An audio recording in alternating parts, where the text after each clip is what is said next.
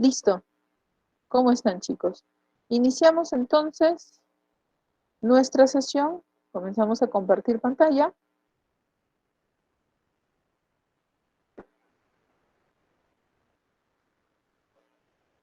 Y mencionarles que ya acabamos todo lo que tiene que ver con lógica.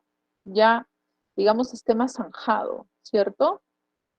Y en cambio hoy estaríamos desarrollando lo que viene a ser una nueva disciplina filosófica que la están viendo ahí, es la nociología, ¿sí? Entonces, hoy día nos enfocamos en un nuevo tema, nociología, con el fin, ¿no?, de ya ir acabando la parte teórica de filosofía. Entonces, hacemos esta semana 17 todo lo que tiene que ver con conocimiento, y la siguiente epistemología, que es conocimiento científico, y ya luego viene nuestro repaso. Ahora, previamente a desarrollar esto, y por cierto, nociología no es tan nuevo, ¿ah? Yo sé que por ahí vas a acordarte de algunos autores, como por ejemplo la propuesta de René Descartes, acuérdate más o menos en la semana 5, también te puedes acordar de la propuesta de Immanuel Kant, eso más o menos en la semana 7. Entonces, quiere decir que no es nuevo, que no va a ser un cambio, sino que vamos a ordenar los temas, ¿ya? Así que vamos a ir acordándote un poquito de lo que hemos hecho. Vamos a decir que es una especie de repaso, no necesariamente repaso, pero nos puede ayudar a acordarnos. Ahora, previo a esto, siempre desarrollamos nuestra evaluación de la clase previa, y pues hemos tenido un descanso, ¿no? Espero que lo hayan pasado bonito, que haya estado todo bien, que hayan podido recuperar las energías para continuar con los estudios, esos cortos días, ¿no? Y pues previamente nosotros desarrollamos la semana 3 de lógica, y recuerdan que hicimos proposiciones categóricas y silogismo categórico. Las famosas, ¿no?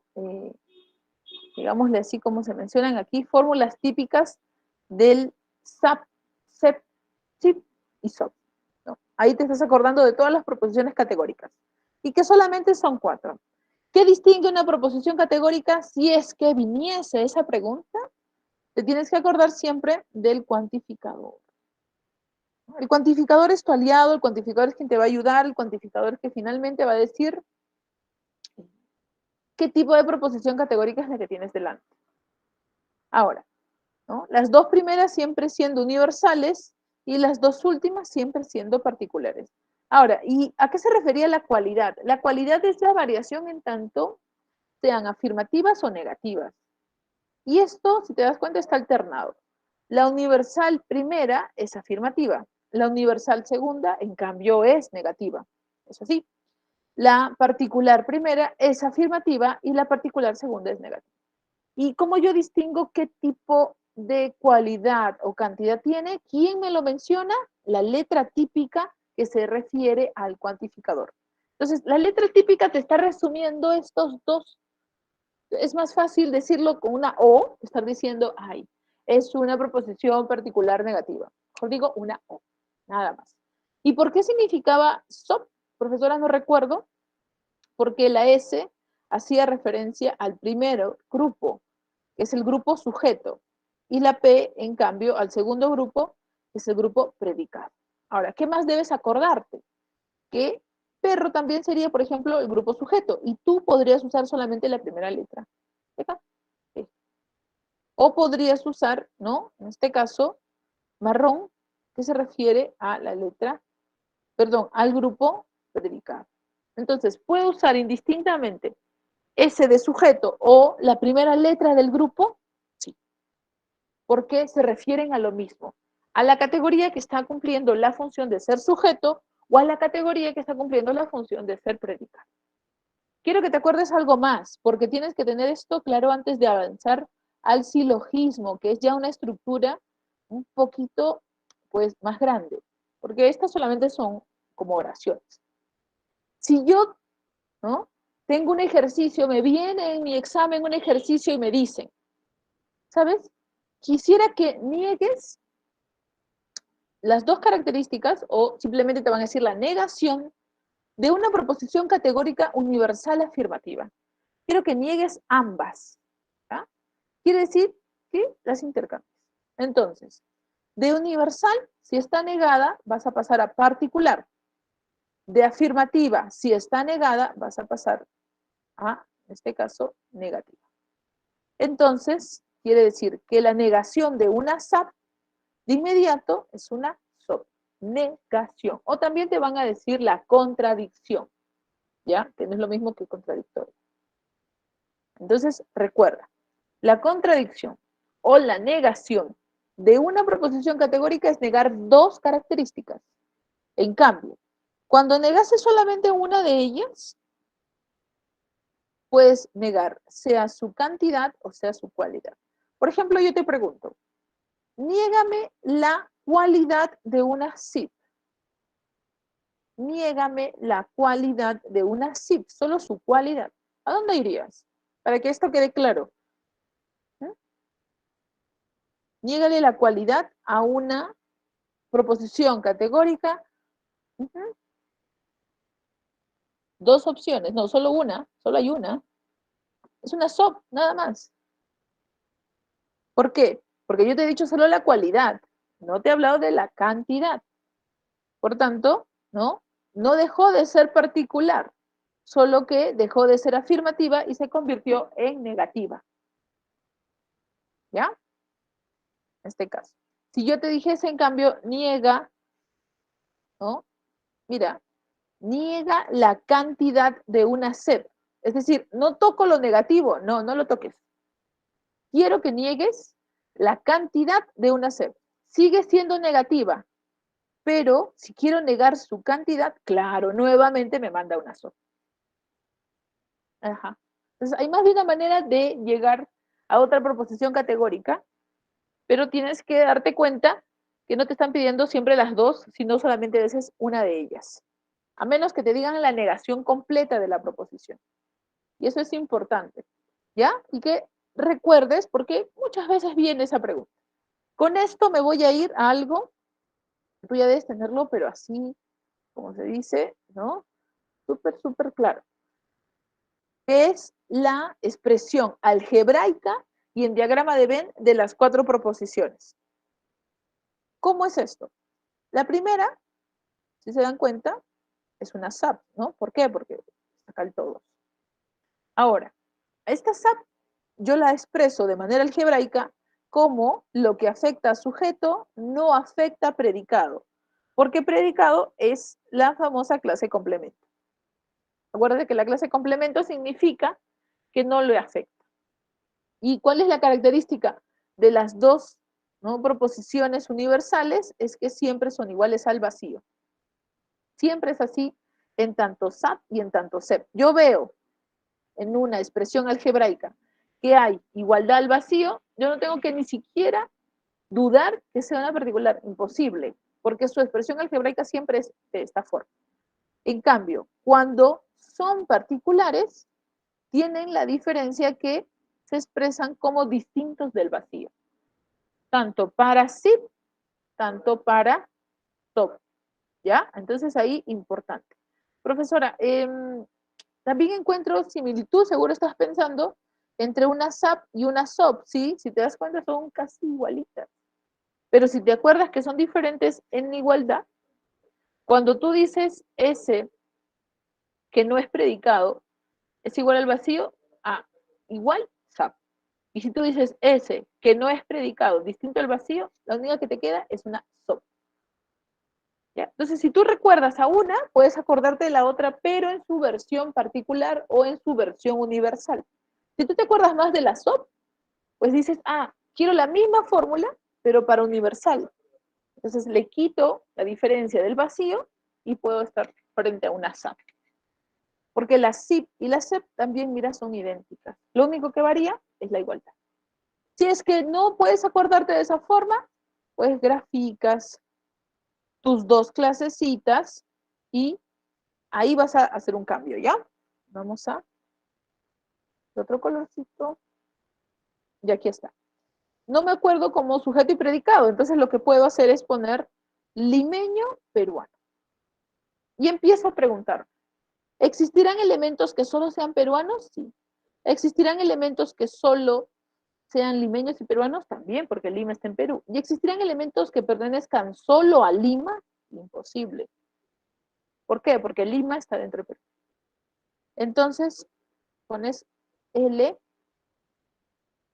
¿no?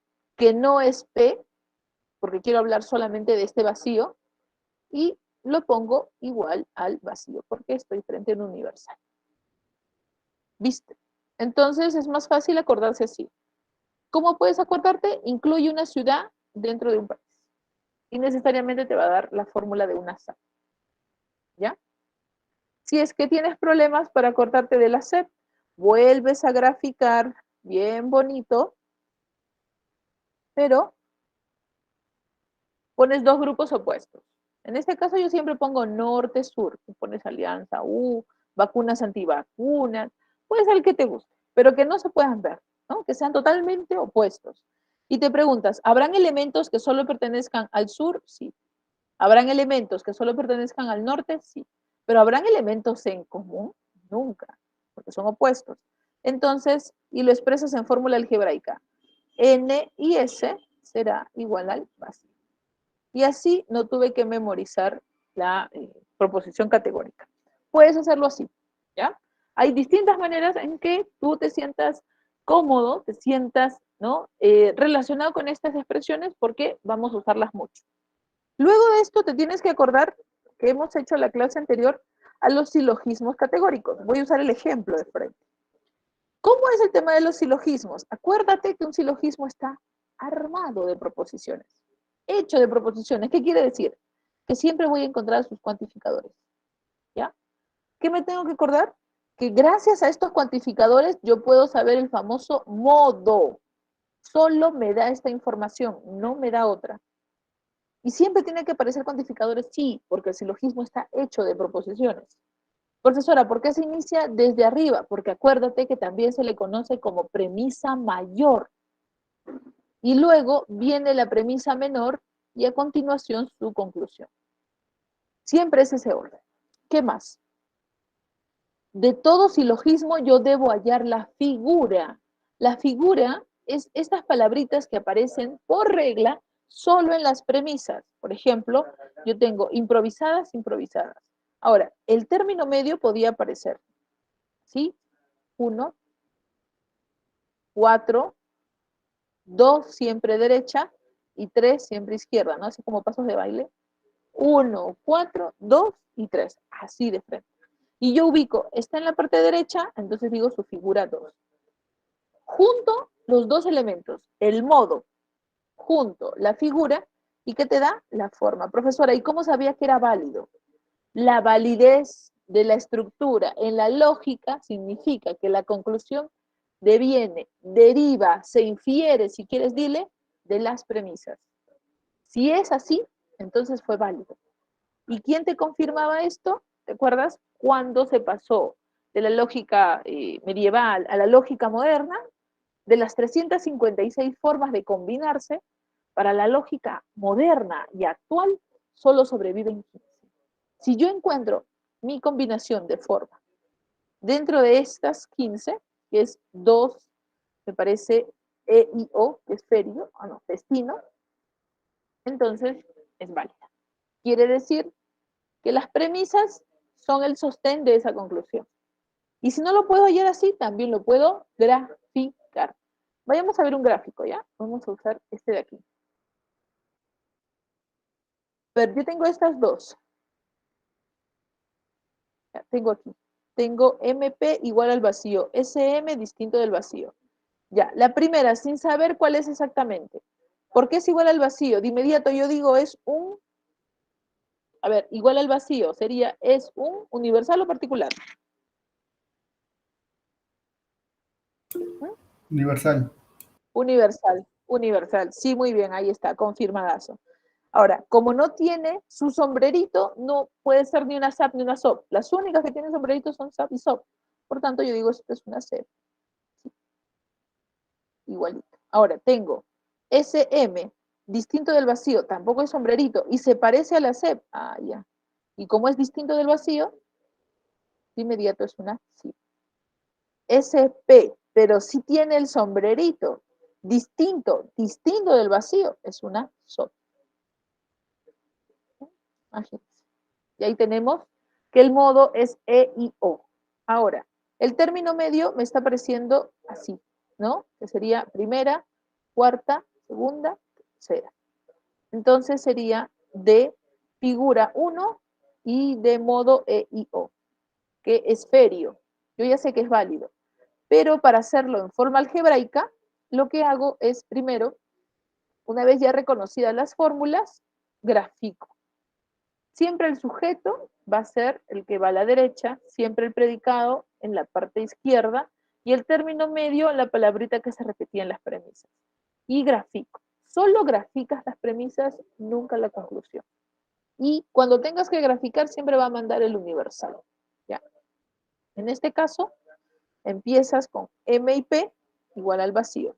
Miras entre los dos y solamente se tenía que pintar lo que estaba en medio de ambos, que es una C. Ahora, S y M distintos del vacío. S y M distintos del vacío, pero ya acá está el universal, no lo voy a empujar, entonces me voy a un costadito. Tapo el término medio y solo leo estas dos. Y una vez que lo lees, tienes que fijarte si puedes expresar lo mismo a partir de lo que te ha dado la conclusión. Y yo digo, ¿no? Parece que hay un elemento que está aplicándose solo a S. Si se dan cuenta, miren, la X solo está en S y no está en P. Entonces yo digo, hay algo en S que no está en P y que necesariamente me está indicando es distinto del vacío. Entonces veo eso gráfico con diagrama y lo expreso algebraicamente. Ahora veo que sí es lo mismo, por tanto se hizo válido. Si cuando esta expresión es distinta a lo que te dieron, a lo que tú lo escribiste de manera algebraica, al contrario sería inválido. Esa es la forma correcta para demostrar con silogismos, los silogismos categóricos con diagramas. Y es así como hemos hecho acá. Ahora, un detalle importante, no siempre te van a dar el ningún, no siempre te van a dar el todos. Por ejemplo, acá dice, no hay fiel que sea cariñoso. No hay, ¿a qué equivale? No es algunos. No hay equivale a sep. Por tanto, equivale a ninguno. ¿Ya? No te acostumbres que solo aparece todos, ningún, alguno. No, puede aparecer equivalentes. ¿Ya? Varios, ¿a qué equivale? Ah, bueno, varios gatos son cariñosos. Ya, esta es una sí, profesor. ¿Vieron? Entonces, ahí hay que tener cuidado, ¿ya? Y uno más para pasar al libro. A ver, proposición categórica que expresa un enunciado particular y negativo. ¿Cuál de ellas sería? A ver, proposición categórica que expresa un enunciado particular y negativo. ¿Mm? Cualquier es una SAP, si es que no recuerdas. ¿Mm? Nos dicen enunciado particular y negativo. Muy bien, claro que sí, está muy bien. Hay ornitorrincos, hay equivale a algunos. Puede ser hay, puede ser existen, puede ser varios, ¿sí? Puede ser ciertos. Todas esas palabras equivalen a decir algunos. Y como tienes el adverbio antes, entonces quiere decir que esta es una proposición categórica particular y negativa. Muy bien. Entonces la clave es B. Si no te ubicas acá con el no hay, acuérdate que no hay significa se. ¿Mm? Ahora, indique la proposición categórica que expresa un enunciado universal negativo. A ver, ¿cuál de estos 5 es universal y negativo? ¿Cuál es una C? Ya con duda, Freddy, no, está bien. Claro, no hay, porque ahí está nuevamente el ningún. Muy bien, sí, sí, sí, está muy bien. ¿Eh? Claro, no es común, no se reconoce de manera común, pero se dan cuenta, viene mucho en los ejercicios, así que es por eso que está bien mencionar. Dejamos acá y nos vamos al libro. ¿Ya? Y aquí está. Mira, acá te piden que solo indiques el modo. ¿ya? No te pongas, ¿no? Nervioso, solo es el modo. El modo solamente son las letras. Muy bien, Freddy, wow, lo hizo de inmediato. Profes, ningún SEP, todos SAP, ningún SEP. Muy bien, es una A. Perfecto, ¿no? Exacto, vamos bien. Y si tuviera que indicar la forma, perdón, la figura, que es el término medio, ¿cuál sería? ¿Recuerdan? 1, 4, 2. Muy bien, es 1, claro, porque corredor está de esta forma. Muy bien. Siguiente. Ahora me piden la estructura formal de la siguiente proposición. ¿Qué es la estructura formal? Es solamente cuando indicas el cuantificador y las primeras letras de cada categoría. Nada más. El cuantificador siempre tiene que estar. Tienes acá los arácnidos, tienes que usar la letra A y tienes que usar la letra I. Profe, ¿también puede haber estado sujeto y predicado? Sí. Acuérdate que los dos son válidos. Los dos pueden ser usados y no está variando la estructura. ¿Cuál sería de los arácnicos son invertebrados? Y te están pidiendo un equivalente, ¿ah? Mira, porque los no es común. Cierto, exacto, sería una A. Todo A es I, ¿no? Porque los es equivalente a todo. Puede haber sido cualquiera. Muchos es equivalente a algunos, por si no lo recuerdas. Miren aquí. Y esta está muy bonita para trabajar porque no hicimos los atípicos, solamente hicimos los atípicos en mención, pero no en forma. ¿Qué sucede? Yo acá tengo, por ejemplo, cualquier político no es honesto. ¿Ya? Si yo tuviera que escribir, olvidándome estas dos negaciones, si yo tuviera que escribir ya, olvídate de las negaciones por ahora, yo voy a escribir que de manera regular, de manera típica, cualquier es un todos. Entonces yo diría, esto es como si fuese una expresión de todo, P es H. Una SAP, ¿cierto? Estoy frente a una SAP. Ahora, ¿y cómo se expresaría esto en fórmula? Sería P, que no es H, es igual al vacío. Claro, P, que no es H, sería igual al vacío. Entonces hubiera dicho, es la primera, es la B. Acá está, miren, solamente que el sombrerito se ha puesto para abajo. Pero, profe, ¿y estas dos negaciones son la forma atípica de aparecer de las proposiciones. Aparecen más de lo que, ¿no? Aparecen las regulares, aparecen mucho las atípicas, y tú tienes que fijarte dónde están afectando. Acuérdate que son dos grupos, ya, y la negación no está yendo a toda la proposición, solo está yendo a uno de los dos. Si te das cuenta, ¿a dónde se direccionan estos dos no? A no honesto, ¿no? Y nuevamente no. Quiere decir que yo voy a afectar al segundo grupo. Tienes que tener cuidado con la aparición de estos adverbios, ¿ya? Entonces, es como si yo tuviese que graficar, ¿no? En este caso, mi gráfico regular era todo P que no es H, sería igual al vacío. Esto sería mi SAP. Pero esas dos negaciones yo las voy a agregar acá, solo afectando H. Y no voy a dejar 3, eso está mal. Y vuelves a trabajarlas y te quedaría nuevamente dejando una sola, ¿no? Aquí está. Nuevamente te dio una SAP. Profesor, ¿esto es posible? Claro. Pueden haberte dado 3 negaciones y ahí sí ya solamente quedaba el pH igual al vacío y se convertía en una C. Pero solamente te dieron 2. Y mucho cuidado con quién están afectando. Si hubieran indicado que la negación hubiera estado antes del cualquiera, no cualquier político es un no honesto. Si yo le agregara acá algo más, ahí sí ya estaba negando todo.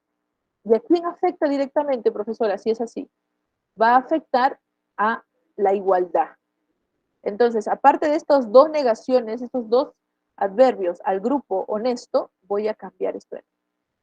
Si esto sucede, y eso también es un tema atípico, aparece mucho, ¿ya? Así que mucho cuidado para detectar dónde están cayendo estas negaciones. Pueden negar toda la proposición o pueden negar solamente uno de los dos grupos. Listo, a ver. Y me voy con las 6 para la clase de hoy, que está súper fácil. ¿Ah? Dicen, hallar el modo del siguiente silogismo. Ah, ya. Cualquier político es ignorante, ¿verdad? Que equivale a cualquier. No existe un hombre culto que sea ignorante, ¿ya? Y por tanto, todo hombre culto no es político. Ah, ya, la SEP nos dice. Claro, cualquier es SAP, no existe es SEP y todo hombre es SAP. Perfecto. Es la SEP. Muy bien. Wow, Freddy, hiciste muy rápido.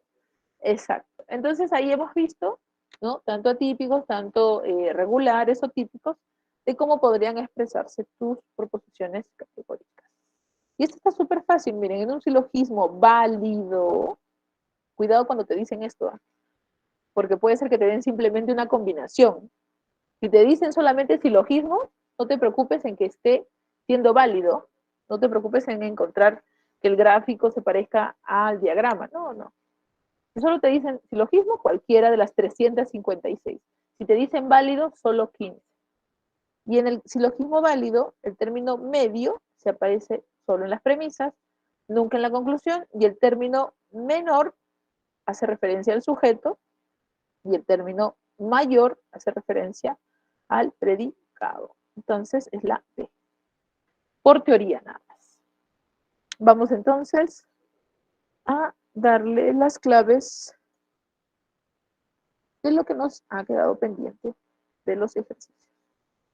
Vamos entonces con nuestra clase de hoy, nociología, que está súper fácil y que dijimos que nos va a hacer acordar varios temas que ya hemos hecho.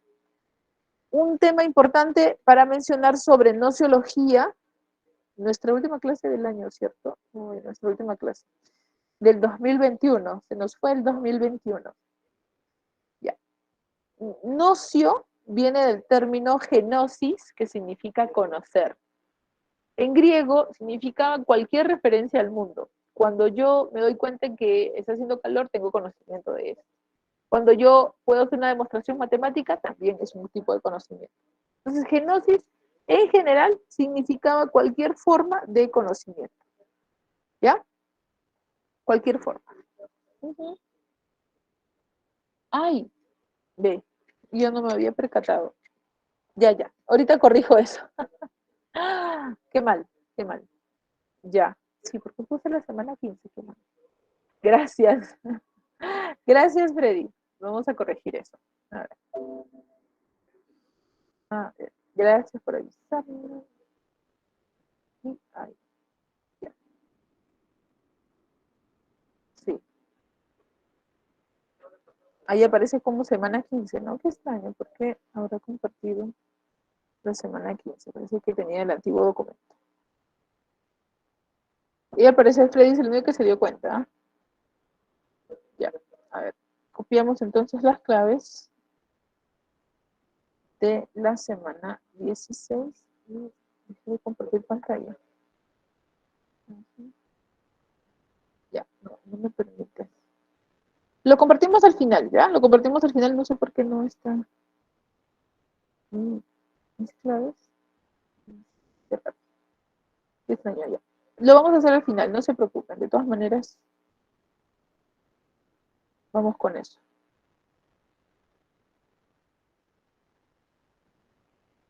Listo. A ver. Gracias por avisarme, Freddy. Entonces, habíamos dicho que en general, nociología se refiere al tema del conocimiento. Cualquier tipo de conocimiento tenía que ver con la nociología. ¿Ya? Ahora, ¿qué más es la referencia a la que nos hace la nociología? Bueno, nos hace la referencia, por ejemplo, también a ¿no? el conocimiento que es metódico, a las formas de cómo yo voy a saber que estoy conociendo el mundo, por ejemplo, con Kant, ¿no? Cuando hablábamos de que es posible conocer los fenómenos, más no los números, o también la nociología nos habla de las preguntas de saber de dónde se origina todo. Entonces, todo eso lo podemos reconocer gracias a esta nueva disciplina. Nociología incluye dentro de ella la epistemología, sí, porque la epistemología es como solamente el conocimiento científico. ¿Ya? Si te hicieran esa pregunta, Nociología es en general y epistemología es como un subgrupo, así como axiología. Axiología son los valores en general, mientras que la ética eran los valores morales. Ahora, dentro de los niveles del conocimiento, porque dijimos que todo tiene que ver con nociología, el primero que identificamos es el vulgar, el conocimiento del día a día, el conocimiento que resuelve necesidades prácticas, el que yo sepa qué carro me lleva a mi casa, conocimiento práctico. El que yo sepa, ¿no? Que después de una lluvia podría estar haciendo, dependiendo también de la intensidad de la lluvia, por ejemplo, y el lugar en donde estoy, que la temperatura baje. Claro, pero ahora yo no sé por qué sucede, pero puedo tener ese tipo de conocimiento, sí, y es un conocimiento práctico, ni metódico, ¿no? Ni un conocimiento que busca el por qué. Ahora, en cambio, el conocimiento científico, a diferencia del primero, busca, ¿no? Ustedes lo han visto, se basa en principios que tienen una explicación objetiva y universal. ¿Qué más aparte de eso? Bueno, explica, ¿no? Busca las explicaciones de lo que está sucediendo, responde a la pregunta del por qué y además se basa en una metodología. Entonces, la diferencia esencial, ustedes la pueden ver, es el orden, es el basarse en propuestas ya revisadas por todo un sistema, una corroboración, ¿no? Que viene desde la comunidad científica y por tanto sus fines no son prácticos, sus fines son sí de resolución de problemas, pero también con un fundamento teórico. Aunque eso es una creencia, y eso vamos a hablar justamente. Bien, Freddy. Claro, un conocimiento vulgar podría ser las creencias de alguna forma, y ahí se mezcla, porque lo que pasa es que no está bien diferenciada en ese aspecto. Lo que sí hablamos en nociología es cómo una creencia se está haciendo más válida. Por ejemplo, decimos, ¿no? El hecho de que no pases debajo de la escalera porque vas a tener mala suerte, es una creencia, ¿cierto? ¿Y cómo las validamos? Pues cuando realmente estas creencias nos llevan a algo exitoso, ¿no? Si yo estoy dando un examen y uso tal amuleto y me fue bien, entonces en el amuleto yo siempre voy a creer. Me fue bien en la primera, me fue bien en la segunda. ¿Qué le da validez a mi creencia? El éxito, ¿no? Que es una especie de conocimiento vulgar. Ahora, pero hay conocimientos vulgares que resuelven necesidades. El hombre es un ser que siempre necesita cosas, desde el nivel más básico hasta la autorrealización, a través de un proyecto de vida, ¿cierto? Ahora, por eso el conocimiento vulgar es saber qué soluciona tu problema de inmediato, sobre todo. ¿Qué puede ser una creencia? ¿Qué puede ser algo muy práctico, pero sin preguntarse por qué sucede? ¿No? Por ejemplo, ¿no? Yo estoy en otro lugar del Perú y acá llueve, llueve, yo estoy en la sierra. Llueve, llueve. Y me dicen, no, después de la lluvia necesariamente va a aparecer esto. La gente no sabe exactamente por qué, pero ya, como lo han visto reiteradas veces, de inmediato te dicen, después de la lluvia va a aparecer esto. Ahora, ¿por qué sucede? Debido a las condiciones climáticas, el lugar, ¿no? Digamos la temporada, porque no las sierras están en temporada ya de frío. Eso, ese por qué se convirtió en conocimiento científico, por ejemplo. Así que ahí podríamos usar ese ejemplo para diferenciar uno y otro. ¿Sí? Y luego tenemos el conocimiento filosófico. El conocimiento filosófico, a diferencia de los dos primeros, no es que es un nivel masa, cuidado porque alguna vez ha venido una pregunta, ¿el conocimiento filosófico le sigue al científico? No.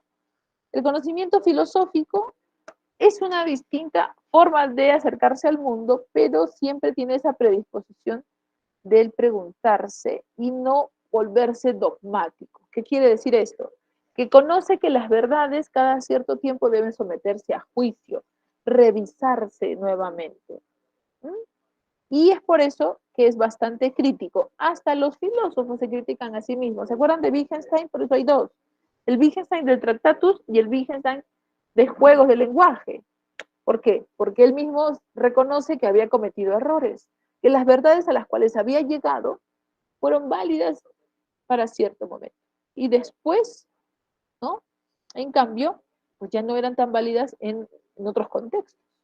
Entonces, el conocimiento filosófico es el preguntón, es el incómodo, es el que, pues sí, parte de a veces conjeturas, hipótesis, y algunos dicen, pues no va a llegar a nada, pero es que la propuesta es más compleja, ¿no? Es ecléctico porque se vale del conocimiento de la política, se vale del conocimiento de la biología, de la psicología, para explicar un solo tema, sí, porque esa naturaleza de ser tendencia universal, ¿no? La tiene ahí bien presente. Esa es la diferencia con los otros conocimientos, que a veces incluso el conocimiento filosófico dice no es tan práctico, pero es bastante racional, ¿no? Siempre te va a dar muy buenos argumentos de por qué algo está sucediendo. Seguimos. Vamos a ver solo 3 problemas nociológicos y ya conoces a 2 de ellos, así que va a ser muy fácil. ¿Qué son problemas nociológicos? Preguntas como ¿de dónde surge el conocimiento? ¿Qué puedo conocer? ¿Y por qué existe o qué es la verdad? Vamos rápido con el primero. ¿Qué puedo conocer? Si me hago esa pregunta, ¿qué puedo conocer como ser humano? Lo que percibo, lo que estimula mis sentidos, lo que luego lo interpreto ya desde, ¿no?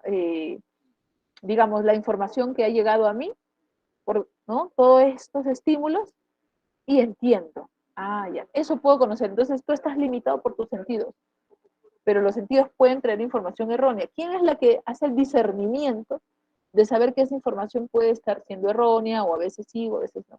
La razón. Ah, entonces tú tienes una confianza. Sí. Cuando tienes confianza en que puedes conocer, estás siendo dogmático. ¿Ya? Vamos con esa idea. Sea una confianza en tus sentidos, sea una confianza en tu razón, estás siendo dogmático. ¿Sí? Cuando tienes dudas sobre lo que estás viendo, al contrario, tienes una propuesta escéptica. Vino, en el examen vino este término, ¿no? ¿Recuerdan? Por ahí. Me parece que vino incluso eh, la epogé, que es una forma de escepticismo. ¿Recuerdan? En el último examen, cuando vino solo filosofía, vinieron a preguntar qué significa el escéptico. Acuérdate de una solita palabra, una solita iba a ser súper fácil. Duda.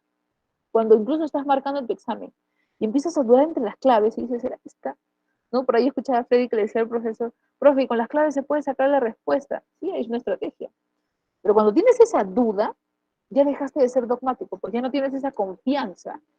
Y de inmediato te estás volviendo en alguien escéptico. Escéptico quiere decir desconfiado.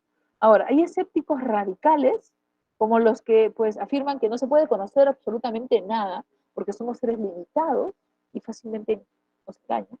Y hay otros que dicen que las verdades, pues tipo posmodernistas, son relativas y dependen de quién lo diga. Es decir, son como los sofistas, en este caso propios. ¿Ya? Entonces hay escepticismo radical y escepticismo relativista. Por ejemplo, creo que está saliendo de nuevo la película Matrix, me encantaría verla.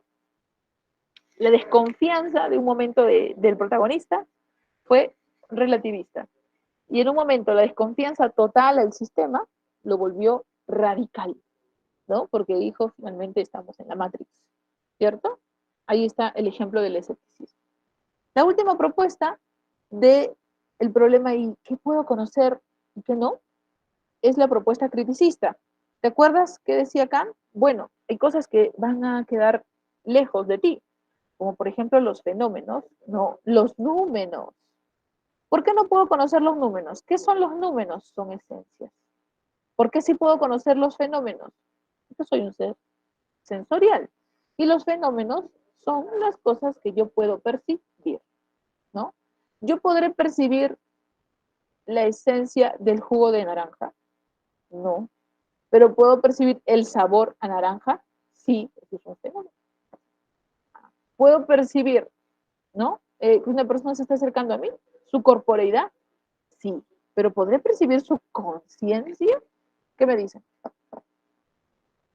Según Kant, ¿podrás percibir su conciencia tú como un ser dotado de sentidos? ¿Podremos tocar, ver, afirmar que ahí está la conciencia?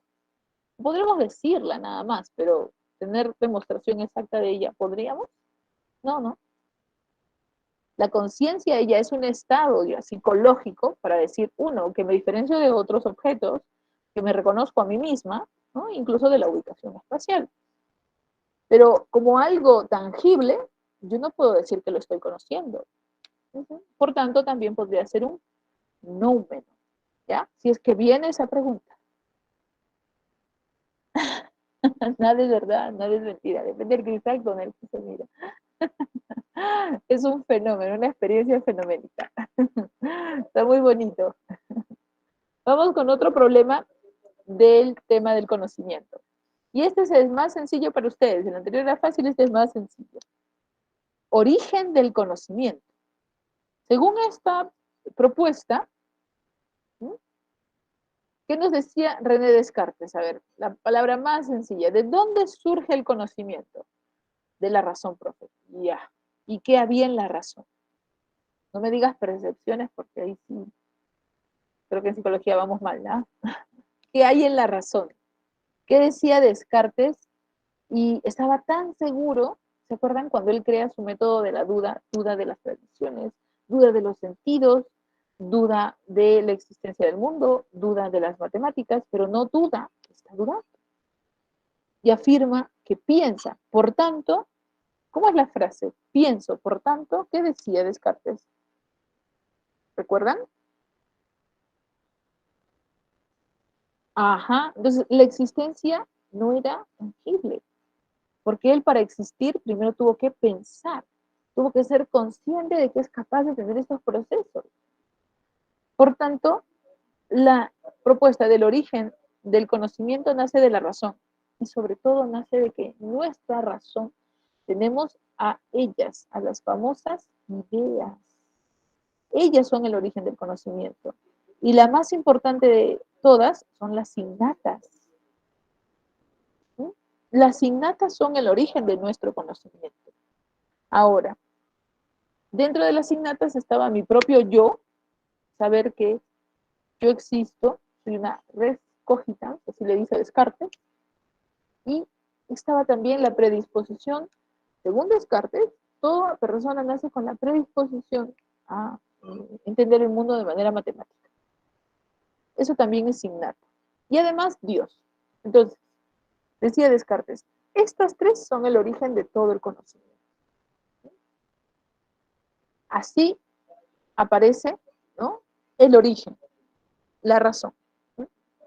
¿Qué les dicen los empiristas? ¿Cómo desaparezco al yo? Si viniera esa pregunta, a ver, ¿cómo desapareces de la conciencia? ¿Realmente vino eso innato en tu mente? Teoría que desarma a todo Descartes. Solamente tiene dos palabras. Y con esa teoría, con ese concepto, te quedaste sin yo. Te quedaste vacío. ¿Con qué desarmamos? ¿Sí? ¿Con qué desarmamos a Descartes? ¿Cómo se llama la teoría empirista? A ver, digo, la teoría de la experiencia, la teoría. Muy bien, la tabula rasa. Ajá. ¿Por qué? Porque la tabula rasa afirmaba que nada innato hay en la mente, nada previo venía con nosotros al mundo. Y que al contrario, ¿no? Al contrario, la mente estaba vacía y que el niño, así como lo dicen las teorías psicológicas, va creciendo, va aprendiendo, va haciendo más denso su conocimiento del mundo. De igual forma lo dicen los empiristas, ¿no? Realmente, no venimos con una predisposición, sino nuestra mente está predispuesta solamente a llenarse de experiencias. Por tanto, con información sensorial. ¿Sí? Esto muy importante. Ahora, les cuento un poco quién está aquí, es John Locke. John Locke también es filósofo político y él fue el creador de este concepto, no fue David Hume, pero David Hume lo usó.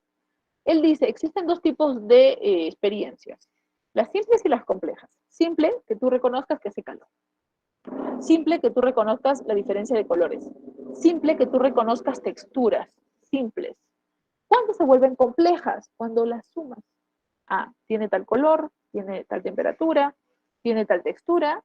Ah, entonces estoy frente a una taza de café. ¿Sí?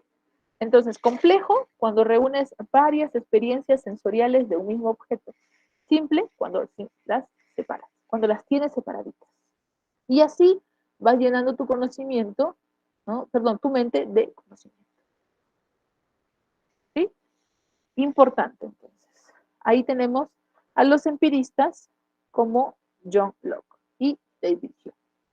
Y terminamos. ¿Qué nos dice Kant?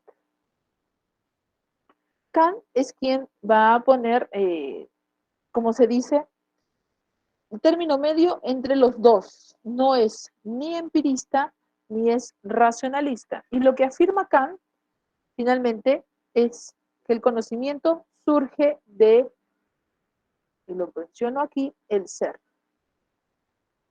¿Qué es el ser? Son las condiciones a priori que posibilitan la experiencia. ¿Qué es esto, profesora? ¿Cómo puedo yo asegurar que estoy viendo los colores? ¿Qué necesito para ver? Ojos. ¿Qué necesito para escuchar? Oídos. Por tanto, para que cualquier cosa sea percibida, necesitas a quienes están predispuestos a percibirlas. ¿A quiénes son? Pues los sentidos, la sensibilidad. Son condiciones a priori. ¿A priori qué significaba? ¿Recuerdan? ¿Qué significaba a priori?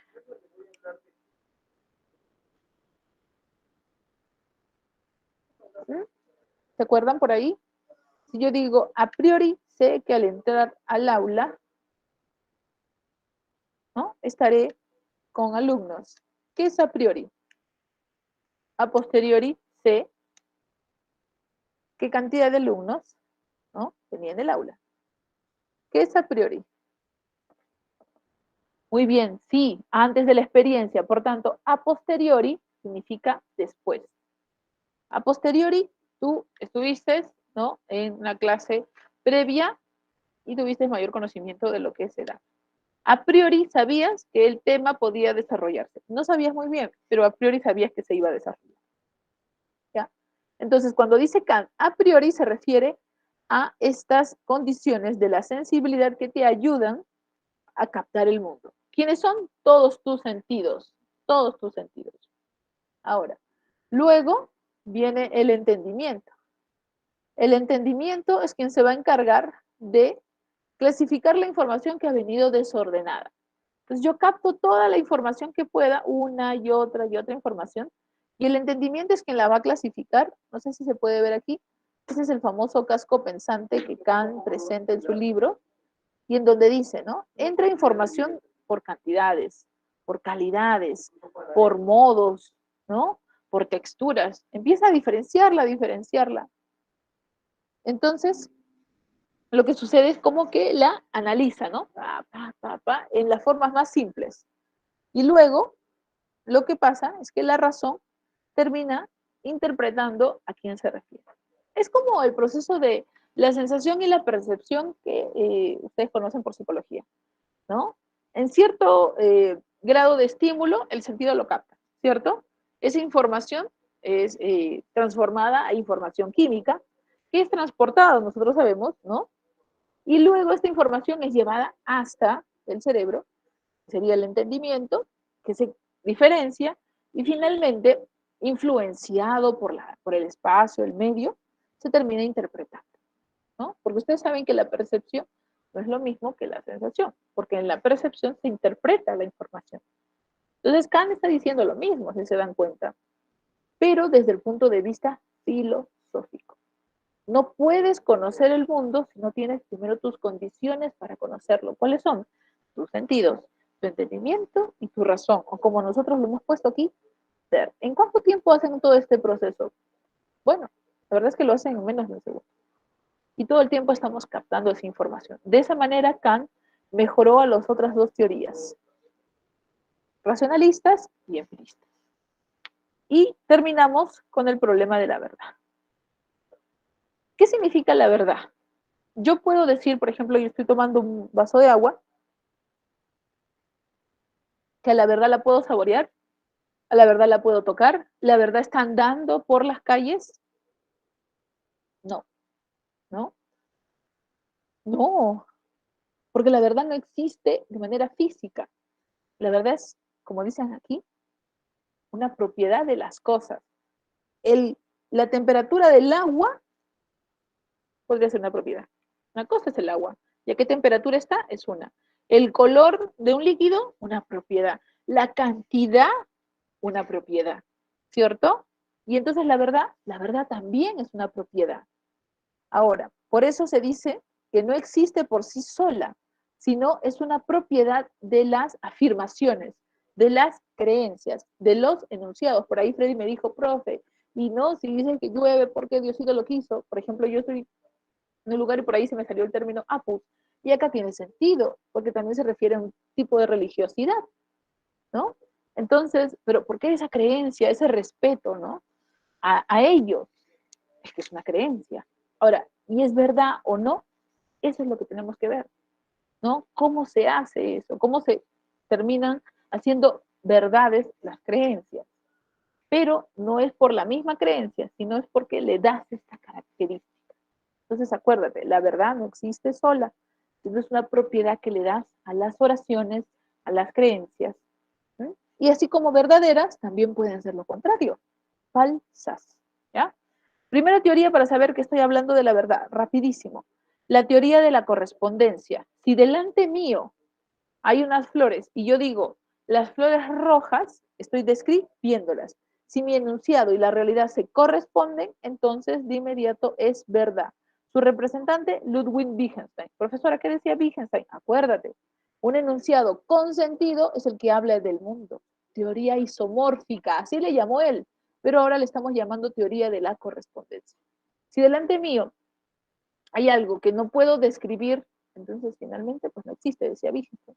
Y según la teoría de la correspondencia, ya fue, porque solamente puedes decir que es verdad lo que es descrito. ¿No? Si no lo puedes describir, entonces no hay manera de saber si era verdadero o no, ¿cierto? Segunda teoría, la teoría coherentista. ¿Qué afirma esta teoría? Algo es verdadero si se apoya en todo un grupo de enunciados ya validados, ¿no? Entonces, se dice que existe una relación lógica. Es decir, no puede venir alguien y trastocar todos los enunciados de la física.